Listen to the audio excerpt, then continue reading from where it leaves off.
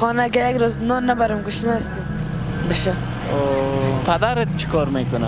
پدرم پودریست. نام چی است؟ احسان الله. احسان الله جان. خانتون کجاست؟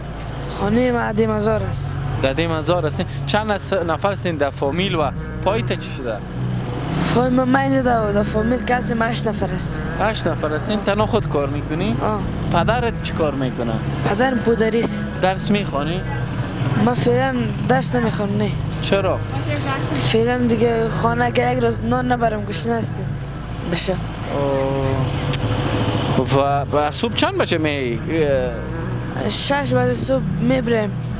2 تا 3 تا نان میبرم را میخوریم. دیگه هرچی گشتگی باشم در خانه هستیم چیز گفته نمیتونم. یک روز نان باشه یک روز نباشه خوراکا بیادرم گشنه است. ما به خودت احسان الله جان یک تحفه دارم حساب کو که حساب زنده باشه. 5000 5000 این 5000 استفاده